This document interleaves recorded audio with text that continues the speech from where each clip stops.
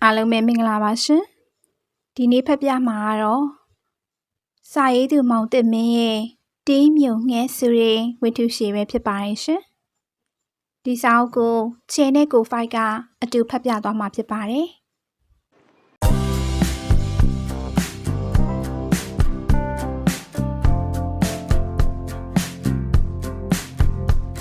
မိမိကြိုင်ကသူ့ကိုကြည့်လိုက်သည်ထိုအခါသူကမိမိကြိုင်ကိုပြန်ကြည့်လာသည်မိမိကြိုင်ကခေါင်းငိမ့်ပြတော့သူကလည်းခေါင်းပြန်ငိမ့်ပြသည်ကိုဝေးကိုချစ်ရလားမိမိကြိုင်ကသူ့ကိုမေးလိုက်သည်ဒီအခါသူကတံပြန်ပြေမပေးပဲမိမိကြိုင်မိခဲ့တော့မိကိုပင်ပြန်မေးလာသည်ဒီအခါမိမိကြိုင်စိတ်ဆိုးမိသည်ကိုဝေးကိုတိတ်ချစ်တယ်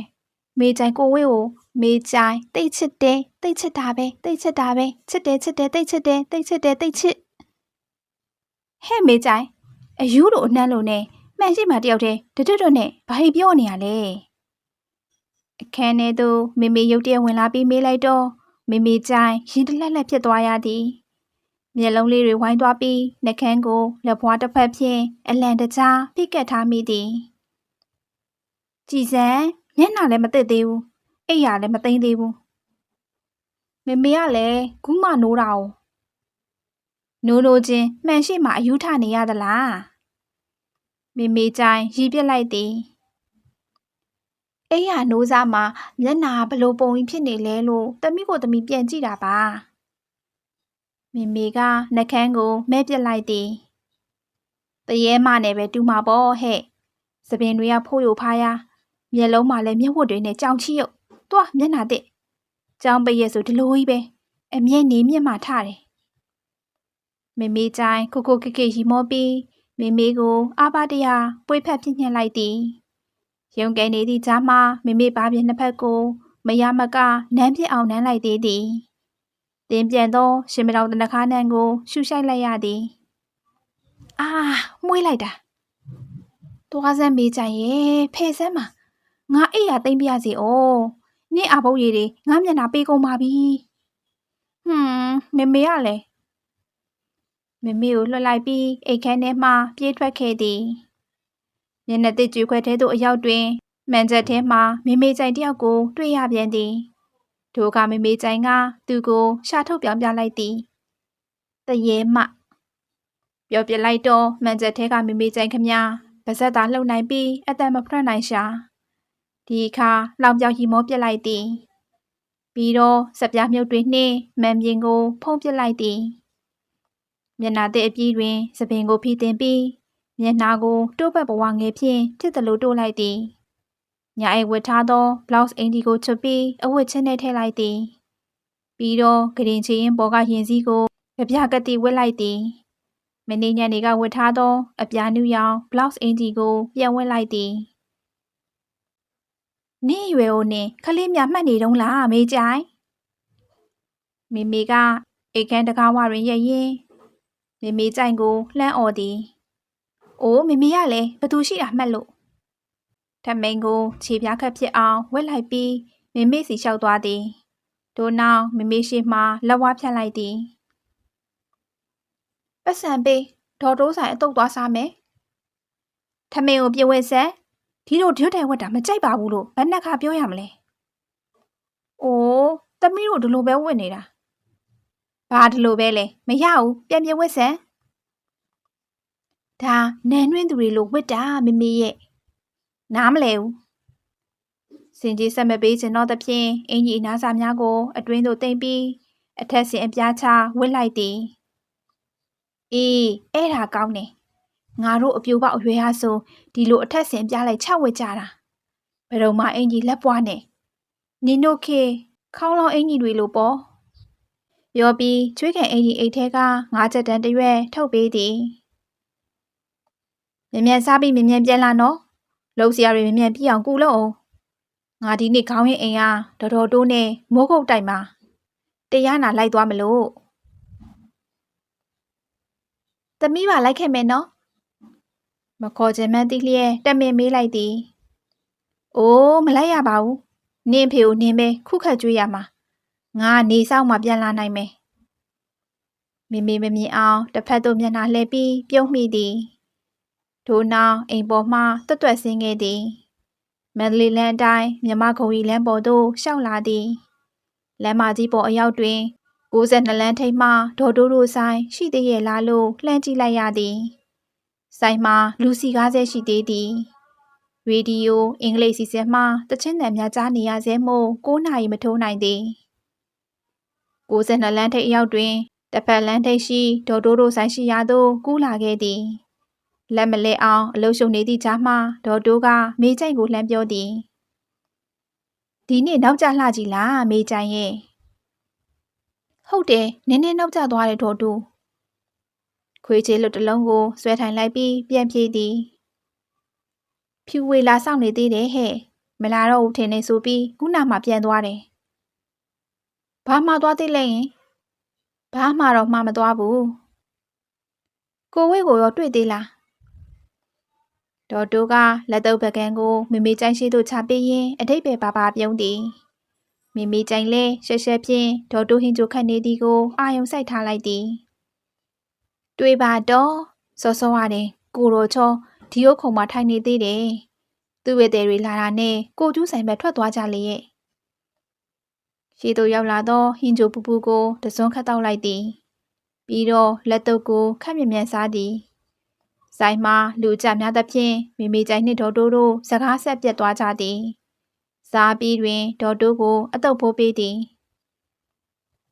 မြန်လာ ਈ လားမိကြိုင်တော့ပဲလားနောက်တစ်ပွဲထပ်မယူတော့ဘူးလားမမေကမြင်မြန်ပြန်လာခဲ့လို့မှားထားလို့ပြီးတော့ဖြူဝိတ်စီလဲဝင်ကျင်သေးတာနဲ့ဒေါ်တိုးပြန်အန်းသောငွေကိုယူပြီး62လမ်းထဲသို့ဝင်ခဲ့သည်ကိုဝေတို့အိမ်ရှိအရောက်တွင်ထမင်းရင်ရှာနှင့်အဝိတ်လှမ်းနေသောဖြူဝေကိုအစင်သင့်တွေ့ရသည်ဖြူဝေဒေါ်တိုးတို့ဆိုင်မှာအကြာကြီးစောင့်နေသေးတယ်မိကြိုင်မလာတော့အောင်မေးလို့အဝိတ်လျှော်စရာတွေရှိသေးတာနဲ့ပြန်လာခဲ့တာအဲ့ရထားနောက်ကျသွားလို့ဟဲ့ပလတ်စတစ်ခွက်ကြီးထဲမှာကိုဝေရှယ်အင်ကြီးတစ်ထဲကိုကောက်ယူ၍ရေခါရင်းပြန်ပြောသည်ကိုဝေတော့သူ့စတီရီယိုဧည့်သည်တွေလာတာနဲ့လက်ဖက်ရည်ဆိုင်ဘက်ထွက်သွားတယ်သိတယ်ဒေါ်တိုးပြောလိုက်တယ်နောင်တို့တယ်လားနောင်ရဲ့ပြီးတော့မောင်သစ်မင်းဆိုတာလည်းပါသေးတယ်ကိုဝေအင်ကြီးကိုကျိုးတန်းပေါ်တွင်လှမ်းလိုက်သည်ညိလေကြရင်စားကြရအောင်အိမ်လာခဲ့နော်ကိုဝေကိုပါခေါ်ခဲ့ပါလားအိမ်မှာမေချိုင်တယောက်တည်းရဲ့ဒီနေ့မေကမိုးကုတ်ဝိပဿနာမှာတရားသွားနာမလို့တဲ့ညနေဆောင်မှပြန်ရောက်မှာယေစုနေသောလက်နှစ်ဖက်ကိုပို့ရင်းကဖြူဝေကိုပြောလိုက်သည်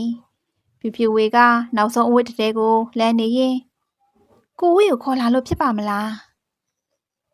ဖေကသူ့ကားဝက်ရှော့မှာတဏီဟုံမဲဟာထမင်းစားချိန်ခဏပဲပြန်မှာ7 ခွဲလောက်လာခဲ့တိလားအင်းလေလာခဲ့မယ်ကိုဝေကိုတော့ခေါ်ကြည့်အောင်မယ်လေသူလိုက်ဝင်ပါမလားမသိဘူးမိကြိုင်ကအသေးချာမှာတယ်လို့ပြောပေါအောင်သာခေါ်ခဲ့ဖြူဝေ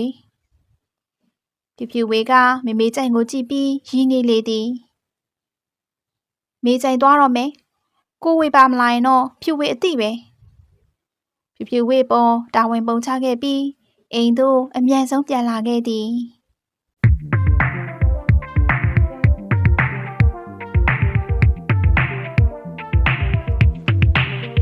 62လမ်းနဲ့မန္တလေးလမ်းဆိုသည်ကခရီးအားဖြင့်ဘာမှဝေးလံလာသည်မဟုတ်ခြေလမ်းတရားပင်ပြည့်အောင်ရှောက်စီရမလို့မိမိကြိုင်နှင့်ချစ်သူဘွားမရောက်မီကပင်မိမိကြိုင်အိမ်ရှိသို့အထက်အကျဉ်းကြီးရောက်ရှိဖြတ်တန်းခဲ့ဘူးသည်မိမိကြိုင်နှင့်ချစ်မိခဲ့ပြီးမှလည်းဒီလမ်းထဲသို့ဟန်မပြတ်ဝန်ထွက်သွားလာနေသည်ပင်သို့ပေမဲ့မိမိကြိုင်အိမ်ပေါ်သို့ဒီလိုတစ်ခါမှမရောက်ရှိခဲ့ဘူးမိမိကြိုင်တို့ဧကန်းကထိုင်ကုန်မှာဒီလိုတစ်ခါမှမထိုင်ခဲ့ဘူးဒီအဖြစ်မျိုးကိုစိတ်ကူးမျှပင်မရင်ကြည့်မိဖြူဝေသာဒီအိမ်ကိုတက်လိုက်ဆင်းလိုက်ဝင်လိုက်ထွက်လိုက်လုပ်တတ်သည်ကိုဝေကတော့စိုးရိမ်ကြောက်ရွံ့တတ်သူမို့မိမိကြိုင်တို့အိမ်လေကားရင်နာကိုပင်တီဝန်းခဲ့သူမဟုတ်ဒီတစ်ခါကိုဝေအရေးစွန့်ခြင်းဖြစ်သည်အိမ်နီးနားချင်းတွေ အမှတ်မဲ့ဖြစ်နေချိန်မျိုးမှာအိမ်ပေါ်တက်ခဲ့သည် ငွေကြေးကုန်လုံးသူတို့တဘာဝဧကန်းကိုတာနာအောင်ပြင်ဆင်ထားသည်ပင်တစ်လွန်တောက်ပသောအိမ်တော်ပရိဘောဂများလှပဆန်းသစ်သောခန်းစည်းစာများအလှပြမှန်ပြီးတော့နေရန်ပေါ်မှအနောက်တိုင်းပြက်ကလေးများခစ်ဆန်သောနေရန်ကက်လျက်စစ်နာ၏ရေဒီယိုကက်ဆက်ပြောင်းလဲနေသောကျမ်းပြင်သည်ပင်နင်းရက်เสียမရှိအဆောင်အယောင်တို့ရဲ့အရှိန်အဝါကြောင့်အားငယ်သလိုခံစားလာရသည်မိမိကြိုက်ကိုပေးရန်ယေစုယူဆောင်လာသောလက်ဆောင်သည်ပင်တိမ်ငယ်လွန်းပြီလားမပြောတတ်နိုင်အချိန်ရတယ်မလားကိုဝေအေးဆေးပဲပေါ့အဖေကညနေထမင်းစားချိန်မှပြန်လာမှာမမေကလည်းညနေဆောင်မှပြန်ရောက်မှာကိုဝေတချင်းနောက်ထောင်မဲမှလားမိမိကြိုင်ကကက်ဆက်ရှိရာအလှပြန်မှန်ပြီးတို့ထသွားမိပြုသည်ကိုဝေကမိမိကြိုင်လက်ကိုဖမ်းယူဆွဲထားလိုက်သည်နေဦးမိကြိုင်ဘာလဲကိုဝေရဲ့လက်ဆောင်စကားကိုပင်မဆက်နိုင်သေးပဲဖြစ်နေမိသည်ဖြူဖြူဝေကလိုက်သည်စွာထိုင်ရမှထသည်ဖြူဝေအချင်းထုတ်တော့ဝင်လိုက်အောင်မယ်မြေသူမြမတားမိကြဖြူဖြူဝေမရှိတော့သည့်တိုင်ကိုဝေစကားမဆက်ဖြစ်သည်မိမိကြိုင်လက်ကိုလည်းမလွတ်မိသေးပဲကင်ထားစေကိုဝေဘာပြောတာလဲလက်ဆောင်ဆိုတာဘာလဲကိုဝေမျက်ဝန်းထဲသို့စိုက်ကြည့်လာရင်မေးသည်အားငယ်စိတ်ကိုအတင်းခြေဖြတ်ပစ်လိုက်ပြီးအင်ကြီးအိတ်ထဲမှမိမိကြိုင်အတွက်ယူလာသောလက်ဆောင်ပစ္စည်းကိုထုတ်ယူလိုက်သည်မိမိကြိုင်အကြီးကကိုဝေလက်စီသို့ရောက်သွားသည်မိကြိုင်အတွက်ကိုဝေလက်ဆောင်ပါဟဲလှလိုက်တာမိကြိုင်ကကိုဝေလက်ထဲမှပစ္စည်းကိုဝမ်းသာအားရမမောစွာလှမ်းယူသည်ဒီတော့ကိုဝေလည်းဝမ်းသာကြည်နူးခြင်းဖြစ်ရသည်တန်ဖိုးတော့မရှိဘူးပေါ့မိကြိုင်ရဲ့ရွှေမမဟုတ်ပဲကိုဝေသိမ့်ထားတဲ့ငွေရင်းငါးပြားလေးကိုပရိမာအသေးချာအပ်ပြီးလှုပ်ခိုင်းရတာပဲမိဖြူလက်နဲ့တော်ရင်မိကြိုင်လက်နဲ့လည်းတော်မှာပဲဆိုပြီးမှန်းလုပ်ထားတာမိကြိုင်လက်ထဲမှာငွေလက်စွပ်လေးကိုပြန်ယူပြီးမိကြိုင်ညာဘက်လက်ကျွဲမှာဝတ်ဆင်ပေးလိုက်သည်မျောလင့်ထားသလိုပင်မိကြိုင်လက်မှာအတော်ပဲဖြစ်နေသည်ကိုဝေးလက်ဆောင်ဆိုမေးချိုင်းအတွက်ဘာပဲဖြစ်ဖြစ်တန်မိုးရှိတာပါပဲကိုဝေးရဲ့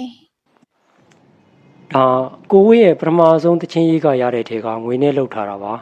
ကိုဝေးအချစ်ကိုဝေးဘွားကိုအမြဲအမှတ်ရစေဖို့အိုးကိုဝေးရဲ့တပြင်းမောလေးနဲ့အတူမပွန့်တပွန့်ဆိုလာသည်ပြီးတော့ကိုဝေးလက်ဖွားကိုဆွဲယူပြီးသူ့ပါးပြန်နှုတ်ပေါ်မှာကတ်ထားလိုက်သည်ကိုဝေးကိုမေးချိုင်းဘလောက်ချစ်လဲကိုဝေးသိပါတယ်နော်ကိုဝေးကိုမေးချိုင်းဘလောက်နားလဲကိုဝေးယုံပါနော်ဝမ်းသာမိလွန်းသောကြောင့်လားကြည်နူးရလွန်းသောကြောင့်လားမဆိုတတ်နိုင်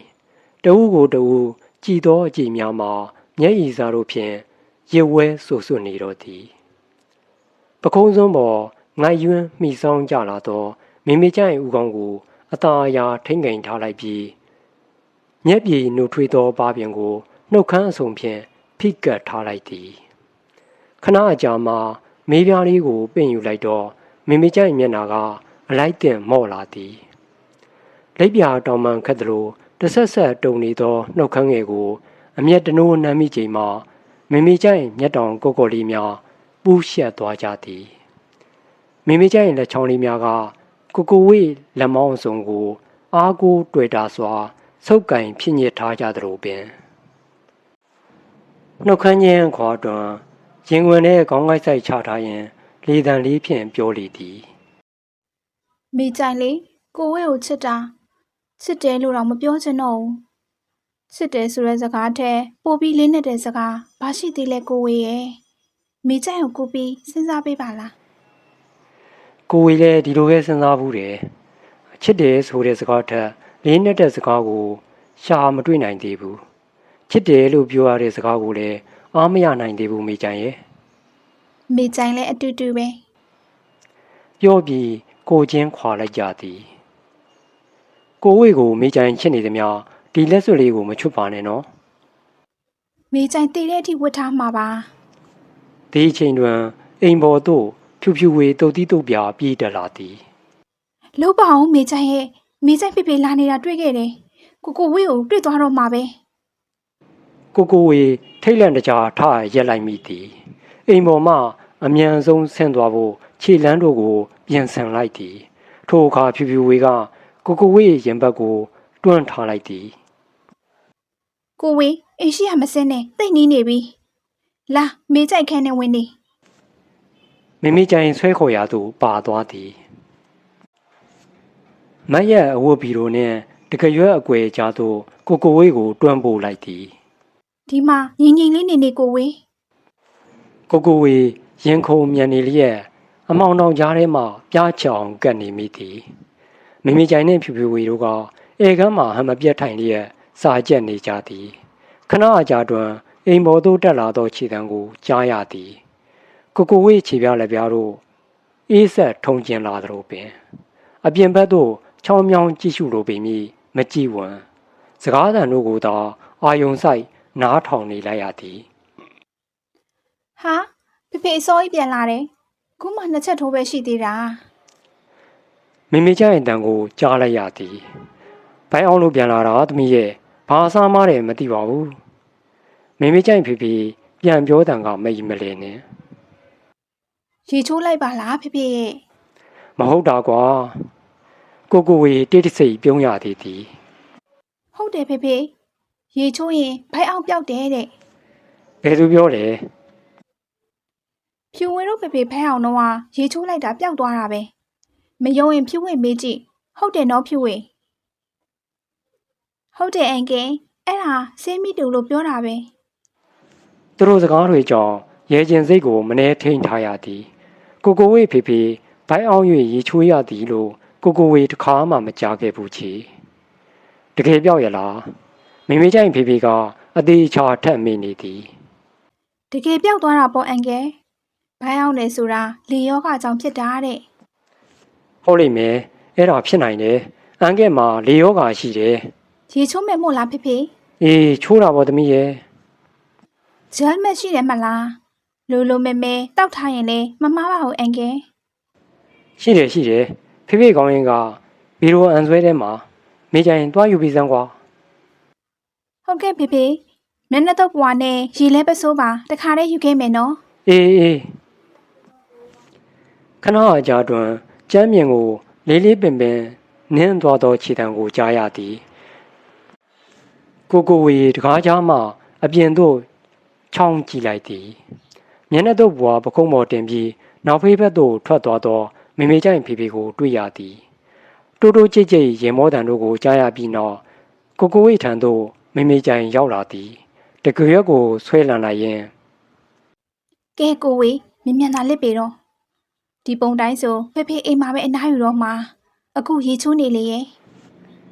ဘိုင်းအောင်တာရေချိုးရတယ်တဲ့အဲ့ဒီဆေးမီတို့မှတ်ထားရအောင်မယ်ကိုကိုဝေးစကားကြောင့်မိမိကြိုင်ရဲ့သည် တက်နိုင်မှုကိုဝေရဲ့ဒီလိုပဲကြံဖန်ပြောရတော့တာပဲ ကိုဝေးသွားတော့မယ်မိမိကြိုင်ကိုနှုတ်ဆက်ပြီးအိမ်ပေါ်မှအမြန်ဆုံးဆင်းခဲ့သည်ခြေလမ်းသက်သက်လျှောက်လာရင်မန္တလေးလမ်းထိပ်ရောက်တွင်စိတ်ထဲမှတစ်မျိုးခံစားရသဖြင့်ခြေတော့ကိုငုံကြည့်သည်ကိုကိုဝေစီလာသောဖနက်ကမိမိကြိုင်ဖေဖေဖနက်ဖြစ်နေသောကြောင့်စိတ်ညစ်ညစ်နှင့်ရဲရသေးသည်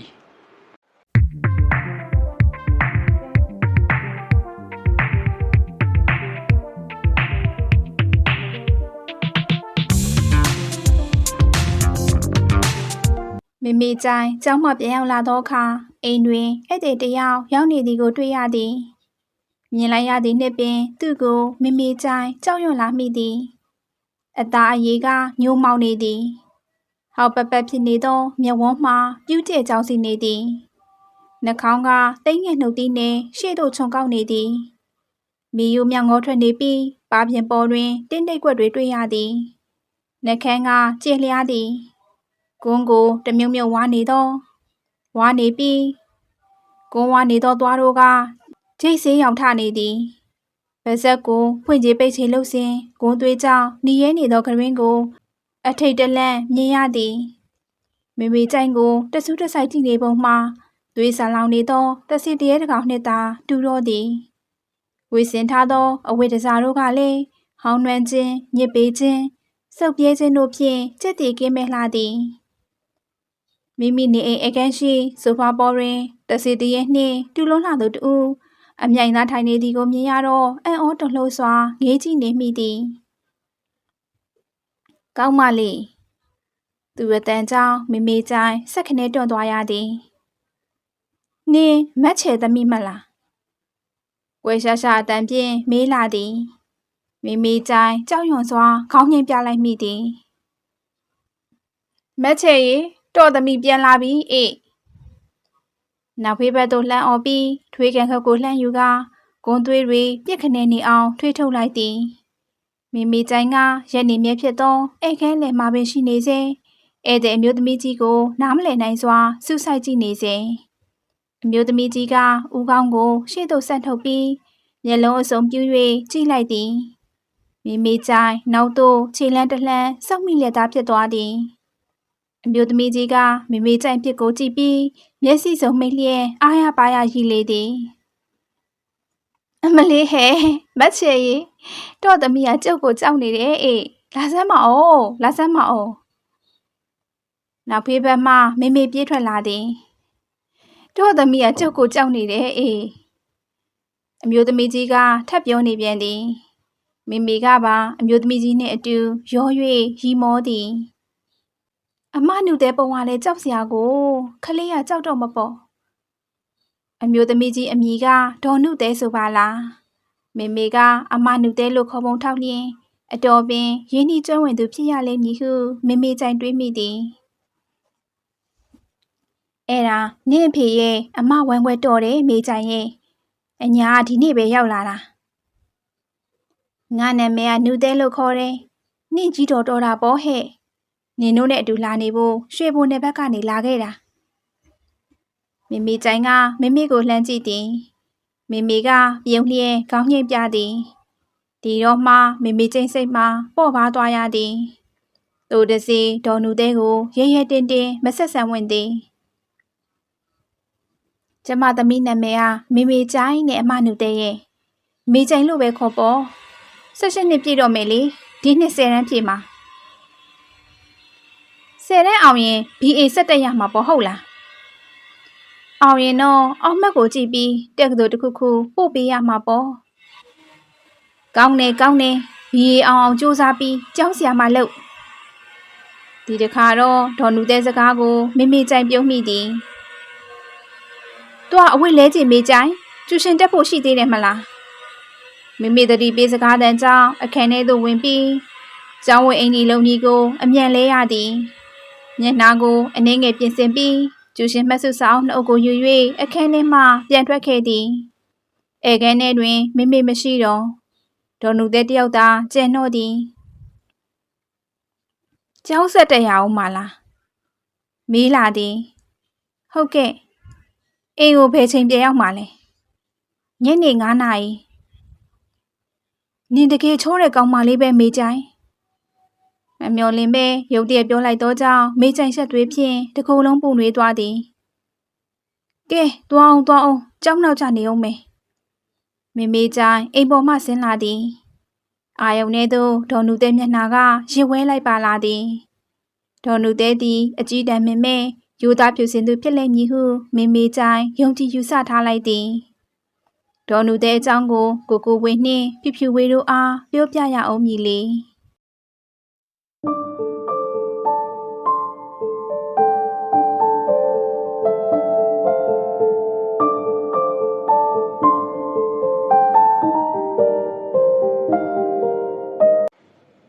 မိသားစုတည်တံ့သွင်းဆိုင်က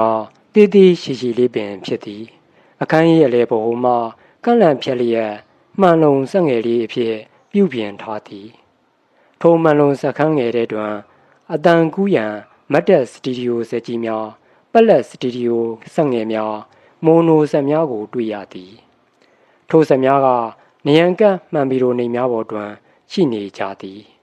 နယံထပ်ပိုင်းတွင်စာအုပ်စဉ်ကဲ့သို့ပင်တိတ်ခွေများထားသည့်စဉ်ရှိနေသည်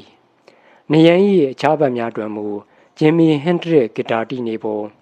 ခရီးရန်အဖွဲ့သားများပုံအခြားကြော်ကြသောဂီတအဖွဲ့များဆင်မြင့်ဖြောပြပွဲပုံအိုလီဗီယာနျူတန်ကျွင်၏ချစ်စွဲအပြုံဆေးရောင်စုံတောက်ပနေကြလျက်အပြင်ဘက်ခန်းတွင်အမြင့်နယံ၌နယံကပ်မှန်ပြီးလိုရှိလေးတလုံးအထဲတွင်နိုင်ငံသားမှတိုက်ရိုက်လာသောအသင်သွင်းပြီးအနောက်တိုင်းသချင်းများကြော်ကြားသောတီလုံးများအိန္ဒိယဂျပန်မလေးရှားအင်ဒိုနီးရှားသချင်းများစမ်းကြဲသောဓာတ်ပုံဒီဇိုင်းပကြီးဒီဇိုင်းတို့ပြင်ဓာတ်ပြားအဲလဘန်များစိုးပိုင်သိန်းတန်သူစာတင်တို့၏ဓာတ်ပုံများနေရန်ပေါ်တွင်စင်တာနာအဖွဲ့ဗရက်အဖွဲ့နှင့်အခြားအဖွဲ့တို့၏စင်မြင့်ဖြောပြပွဲများအခန်းတောင်မျက်နှာကျက်နားတွင်စပီကာအကြီးနှလုံးပြီးတော့ကလတ်ထိုင်များစပွဲတစ်လုံးစပွဲပေါ်တွင်တချင်းစင်းကိုဖိုင်တွဲထားသည့်တရေစာအုပ်ပြာကြီးများကိုဝေးအဖို့အတန်ကူးဆိုင်ဒီဇိုင်းတွင်တို့နယ်အေးဆေးဆေးထိုင်ဘူးသည်မှာမှတ်မှတ်ရရဒီတစ်ခါတည်းသာရှိသေးသည်ဆိုင်၏မွမ်းမံပြင်ဆင်ပုံဓာတ်ပုံများမှာကိုဝေးစိတ်ကိုစမ်းကြဲစွာဆွဲဆောင်ထားကြသည်ရော့ကိုဝေးညနေချင်းဆိုင်ကလထိုင်တွင်ထိုင်နေသောမောင်တမင်းကစီကရဲ့တရေကိုလှမ်းပေးသည်ကိုဝေးစီကရဲ့ကိုလှမ်းယူပြီးကြေးဝါမိချစ်ဖြင့်မင်းညှိလိုက်သည်မောင်တမင်းကကိုဝေးစီမှမိချစ်ကိုတောင်းယူပြီးသူစီကရဲ့ကိုမင်းညှိသည်ပြီးတော့မိချစ်ကိုပြန်မပေးသေးပဲအမိပြန်ကောင်းပြန်ကြည့်နေသည်ဒီမိချစ်ဘယ်တော့ပေးရတယ်ကိုဝေးနှစ်ချက်ခွဲကိုဝေးရှက်နဲ့ဖြေလိုက်ရသည်ငါလည်းတလုံးတော့ဝယ်ထားအောင်မှာကျွန်းစင်တွေကတည်းမတက်နိုင်ဘူးဒီလိုချင်းမချစ်ပဲကောင်းတယ်ချက်တိုင်းတောင်မြန်မာကျွန်းစင်ပေါ့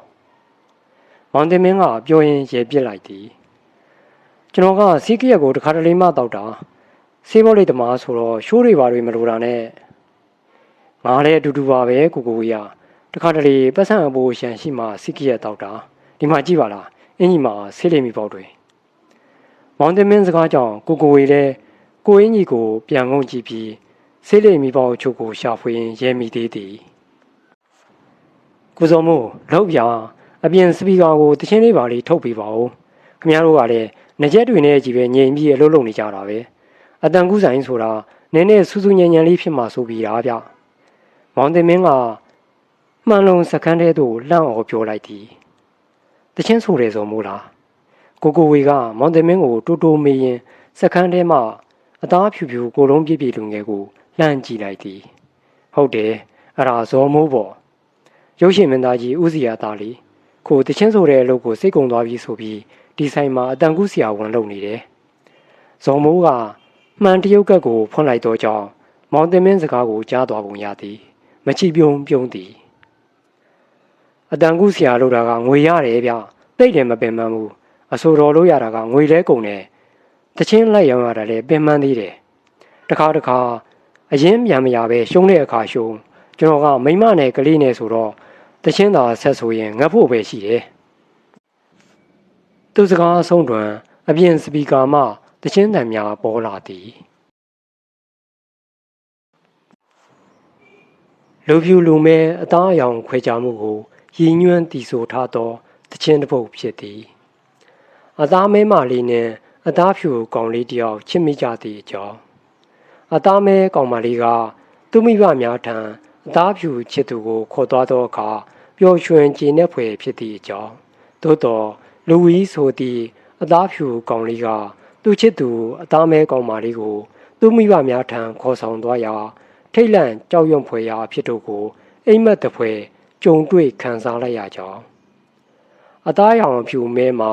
ဘာမှကွဲပြားခွဲခြားစရာမရှိကြောင်းလူဝီမငိုဖို့အကြောင်း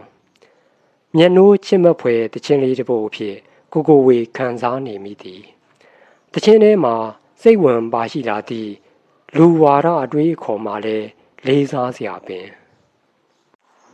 ဒီတခြင်းကိုမြန်မာစာသားပြောင်းပြီးဆိုလိုက်တော့တစ်ခါတည်းပျက်စီးသွားတာပဲနော်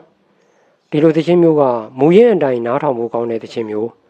သူ့ရည်ရွယ်ချက်သူ့အတွေးခေါ်ကတိတ်ကောင်းနေတယ်မြန်မာစာသားတွေကဘာမှကိုမဆိုင်တယ်လို့ပဲဖြစ်သွားတယ်နော်ကိုတင်မင်း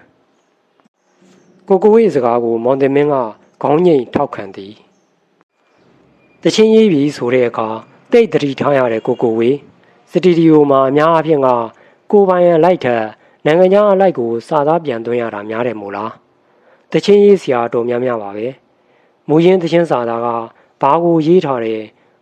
ဘာတွေဘယ်လိုရည်ရွယ်ထားတယ်ဘလောက်အထိကောင်းတယ်ဘလောက်အထိဆိုးတယ်ဆိုတာဂယုမဆိုင်တတ်ကြဘူးကိုရေးရင်တဲ့စာသားရေးထဲလိုက်ကြတာများတယ်မူရင်းတချင်းစာသားကညံ့နေပြီးကိုစာသားကကောင်းနေရင်ကိစ္စမရှိဘူးမူရင်းတချင်းကအလေးအနက်ရေးထားတာမျိုးကိုကပေါ့ပြက်ပြက်စာသားမျိုးရေးထဲလိုက်မိရင်တွားရောပဲမူရင်းစာသားကိုဘာသာပြန်ပေးနိုင်ရင်သိကောင်းမှာပဲကိုကိုဝေကစဉ်းစားသားပြောလိုက်သည်သိတော့မလွယ်လာဘူးကိုကိုဝေအတန်သဘောအရာမူရင်းအတိပ္ပယ်ကိုမြန်မာစာသားနဲ့အံ့အောင်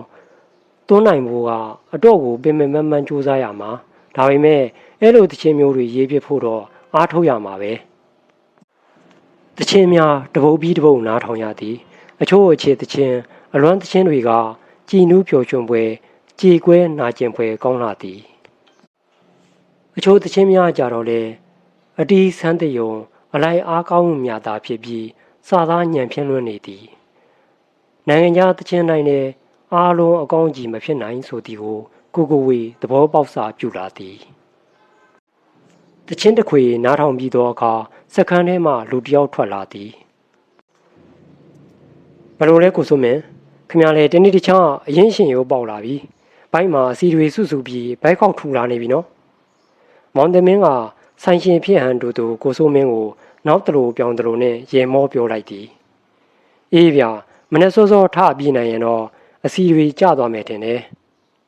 ကိုစုမင်းကသူ့ဘိုက်ကိုပုတ်ရင်းပြန်ပြောသည်မလိုပါဘူးဗျာဒီအစီတွေကကျွန်တော်တို့စီကစုပ်ယူထားတဲ့အစီတွေပဲကျွန်တော်တို့တချင်းရေးဆရာတွေအဆိုတော်တွေအတီးသမားတွေစီကခေါင်းပုံဖြတ်ထားတာကျွန်တော်တို့ကိုကြည့်ပါလားအစီမပြောနဲ့အသားတောင်နည်းနည်းပဲရှိရဲ့အယိုးကြီးပဲကျွန်တော်တို့အစီတွေအားလုံးခမရတို့တေးတန်ကူဆိုင်ရှင်တွေဘိုက်မှာသွားစုနေကြတာခင်ဗျားနဲ့စကားပြောရင်အဲ့လိုကြီးပဲစကားကောင်းကိုပြောလို့မရဘူးနည်းနည်းချဲရမှာကိုစိုးမင်းကမောင်သမင်းစကားကိုမနာသလိုရေမောရင်းပြန်ပြောသည်သူတို့ချင်းအတော်ရင်းနှီးကြဟန်တူသည်ကိုဝေသာဂျားထဲကနေအနေရထိုင်ရခတ်နေသည်မောင်သမင်းကစကားကိုအဆုံးမသက်သေးပဲဆက်ပြောနေသည်ချဲတာမဟုတ်ပါဘူးဗျမှန်တာပြောတာပါစီရီတစ်ခုလာရောက်ရင်အစမတန်ဈေးနှိမ်ဝဲတချင်းတစ်ပုတ်ကို3-5ချက်ထပ်ပုံမပေးချင်ဘူးမို့လားနာမည်ရနေတဲ့အဆိုတော်တွေရဲ့စီရီဆိုရင်ခင်ဗျားတို့တရက်ထဲကူးနေရတာနဲ့အရင်ကြည်တာကျွန်တော်သိနေတာပဲကြံတဲ့ရက်တွေကူးရတာကအမျက်ကြီးပဲအဲ့ဒီအမျက်တွေခင်ဗျားပိုက်ထဲရောက်ပြီးအစီဖြစ်နေတာပေါ့စားကောင်းတော့ဖွယ်လေးစားလိုက်ဘီယာလေးတောက်လိုက်နဲ့ဟင်းကျွန်တော်မသိတာလိုက်လို့ဗျာတချို့အဆိုတော်တစ်တွေစီတီကြမကူးရလို့ရှုံးတာတွေရှိသေးတယ်ဗျရှုံးတဲ့တခြင်းဆိုခင်ဗျားတို့မဝယ်ပါဘူးတခါတလေရောင်မပြီးဝယ်တာတို့အာနာပြီးဝယ်တာတို့ပဲရှိတယ်ဒါကလည်းမပြောတော့တဲ့အသေးအဖွဲရှုံးလေးပါစိုးပိုင်တို့ထိဆိုင်တို့စီတီတွေမဝယ်ပဲခိုးကူနေတာမဟုတ်လားပြဿနာလောက်လာတဲ့အခါ90တရားလောက်ပြီးလိုက်ရင်ပြီးသွားတာပါပဲဒီလောက်ကိစ္စမရှိပါဘူးအင်းပေါ့အဲ့ဒါကြောင့်ကျွန်တော်တို့လည်းခံနေရတာခင်ဗျားတို့ဆိုင်သမားတွေကြီးပဲကားစီတိုက်ဆောက်နိုင်ဖို့ဖြစ်နေတာကျွန်တော်ကဒါတော့မဟုတ်သေးပါဘူးဗျာသိပါတယ်ခင်ဗျားထက်ဆိုးတဲ့ဆိုင်သမားတွေအများကြီးရှိနေတာခင်ဗျားတို့ဆိုးတာလည်းရှိတာပဲကျွန်တော်တို့ဘာဆိုးလို့တော့ခင်ဗျားတို့တချင်းရေးဆရာတွေပေါ့ဝန်တင်မင်းကရေးလိုက်သည်ပြောပါဦးတချင်းရေးဖို့ဆိုပြီးဆိုင်မှာတချင်းတွေအလကားလာကူးစီရီအစ်တွေထွက်ရင်လည်းအိမ်ဖို့ဦးလေးဖို့တငယ်ချင်းဖို့ဘာဖို့ညာဖို့ဆိုပြီးပတ်စံတပြားမှမပေးပဲလာကူးကျွန်တော်တို့ကတချင်းရေးခိုင်းတော့တပုတ်90က9ပြားတောင်အရှုံးမခံနိုင်ကြဘူးမောင်တင်မင်းကထရက်ပြီးကိုစုမင်းပခုံးကိုဖတ်လိုက်သည်ကဲပါတော်ပါတော့ကျွန်တော်တို့ကိုလက်ဖိတ်လိုက်တိုက်ပါဦးအဲ့လိုညှင်းဖို့လေတိတ်တက်ကြသေးတယ် အရင်ရှင်ကြီးကလည်းစိတ်ကြီးပဲအရင်ရှင်နဲ့အဲ့လိုမခေါ်ပါနဲ့ဗျာကိုကိုဝေပြုံးမိသေးသည်မဟုတ်ဘူးလားလို့ခင်ဗျားမှာအရင်နေ့ရှိလို့ဒီဆိုင်ဖွင့်နိုင်တာကိုဒါတော့ဒါပေါ့ဗျာဒါပေမဲ့ကဲလာကိုစိုးမင်းလက်ဖေးဆိုင်ကျမှဆက်ပြောခင်ဗျားကိုတချင်းရေးဆရာအစ်တယောက်နဲ့မိတ်ဆက်ပေးထားမလို့ဘယ်သူလဲကိုစိုးမင်းကမေးသည်မောင်တမင်းကကိုကိုဝေကိုမင်းငေါ်ပြလိုက်သည်ကိုကိုဝေကကိုစိုးမင်းကိုပြုံးပြလိုက်သည်သူပေါ့ကိုကိုဝေတဲ့လာလက်ဖေးဆိုင်သွားရအောင်ကိုစိုးမင်းကခေါ်သည်ကိုကိုဝေထိုင်ရမှထသည်ဇော်မိုးကစက္ကန့်ထဲမှလှမ်းអော်သည်ဘယ်လိုလဲဗျာကိုတင်မင်းကခင်ဗျားတို့တချင်းရေးဆရာတွေဆိုင်လာရင်ဒီလိုကြီးပဲစစ်လိပ်ပြာတွေဆိုင်ထဲပွားနေအောင်ချထားခဲ့ကြတာကြီးပဲခင်ဗျားနော်အရင်ရှင်လက်ပါစီဖြစ်မှတိတ်အားကျဲလာတယ်အဆိုတော်ဘွားတော်ကခင်ဗျားလဲဆိုင်တွေရှောက်သွားပြီးစစ်လိပ်ပြာချခဲ့တာပဲမို့လားဇော်မိုးဘာမှပြန်မပြောတော့ပဲရဲနေသည်စိတ်ချပါခင်ဗျားအတွက်လက်ဖေးတစ်ခွက်ပို့တော့ခဲ့ပါမယ်မောင်တင်မင်းကလှမ်းပြောပြီးကိုစိုးမင်းနဲ့အတူဆိုင်ပေါ်မှဆင်းသည်ကိုကိုဝေလည်းသူတို့နှစ်ယောက်နောက်မှကတ်လိုက်လာခဲ့သည်လက်ရွေးစင်သွားတောင်းမလားပန်းစပယ်မှာပဲတောင်းမလားမောင်တော်လေးလမ်းပေါ်ရောက်တွင်ကိုစိုးမင်းကမေးသည်နီနီနာနာပန်းစပယ်ပဲကောင်းပါတယ်ကိုကိုဝေကပြန်ပြောလိုက်သည်